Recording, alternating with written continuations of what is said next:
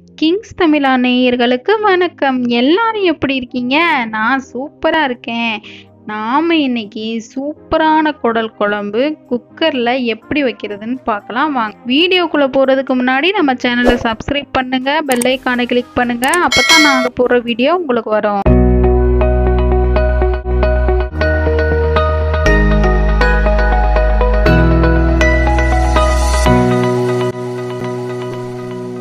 குடலை நல்லா கழுவி எடுத்து வச்சுருக்கேன். நான் கழுவுறது உங்களுக்கு காமிக்கணும்னா கமெண்ட் செக்ஷனில் சொல்லுங்கள், அடுத்த வீடியோவில் காமிக்கிறேன்.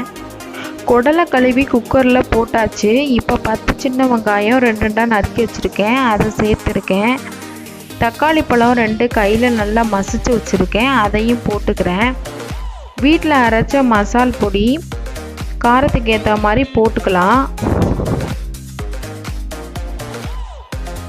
இஞ்சி பூண்டு பேஸ்ட்டு அரைச்சி வச்சுருக்கேன், அதையும் சேர்த்துக்கிறேன். அது ஒரு 4 ஸ்பூன் சேர்த்துக்கிறேன்.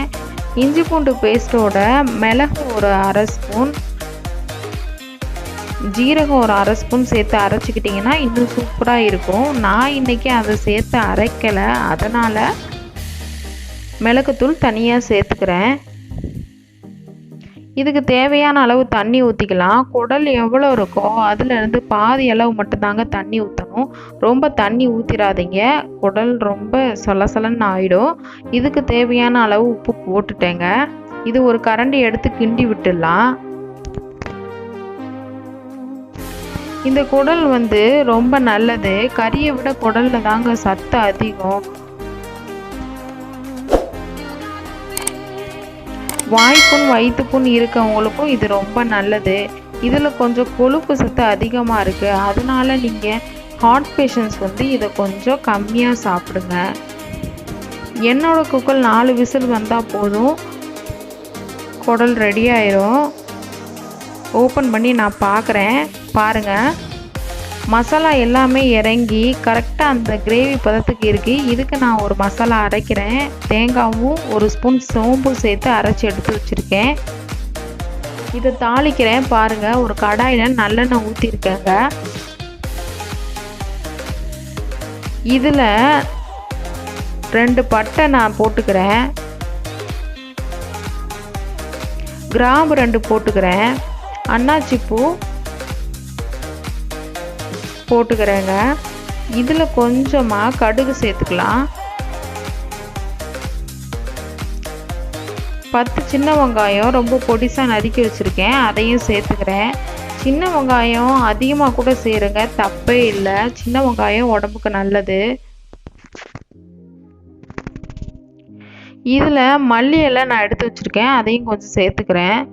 மல்லி இலை விட பாதி அளவு புதினா எடுத்து வச்சுருக்கேன், அதையும் கொஞ்சம் சேர்த்துக்கிறேங்க. இது நல்லா வதங்கட்டும், ப்ரௌன் கலரில் வரணும், இதுதான் ரொம்ப முக்கியம்.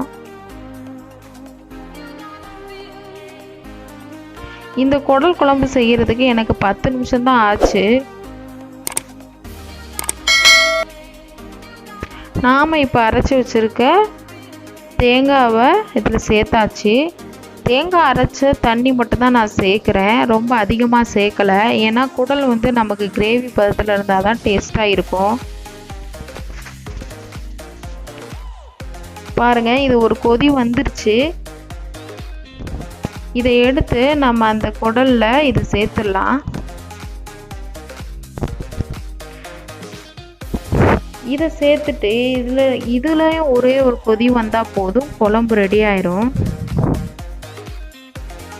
பாருங்கள், அவ்வளோதான், ஃபினிஷிங் டச் முடிஞ்சிருச்சு. இதுதான் ரொம்ப முக்கியம். இது சூப்பராக இருக்கும். இந்த குடல் குழம்பு ரெடி ஆயிடுச்சுங்க. எனக்கு இது சமைக்கிறதுக்கு 10 நிமிஷம் தாங்க ஆச்சு. 5 நிமிஷம் கழுவுறதுக்கு ஆச்சு, 5 நிமிஷம் சமைக்கிறதுக்கு ஆச்சு. சூப்பரான குடல் குழம்பு ரெடி ஆயிடுச்சுங்க. அந்த குடல் நாங்கள் சாப்பிட்டு பார்த்தோம், அவ்வளோ டேஸ்ட்டு, ஸ்பாஞ்ச் மாதிரி நல்லா வெந்திருந்துச்சு.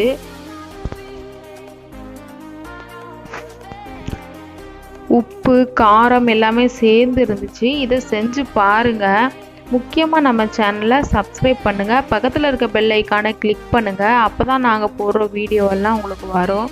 இன்னும் என்னென்ன ரெசிபி வேணுன்றதை கமெண்ட் செக்ஷனில் சொல்லுங்கள், நான் கண்டிப்பாக உங்களுக்காக சமைச்சு போடுறேன். இந்த கேக் நான் வீட்டிலே பண்ணேன். இதோட ரெசிபி வேணும்னாலும் எனக்கு கமெண்ட் செக்ஷனில் சொல்லுங்கள், உங்களுக்காக நான் எடுத்து போடுறேங்க. எல்லாருக்கும் நன்றி. பாய்.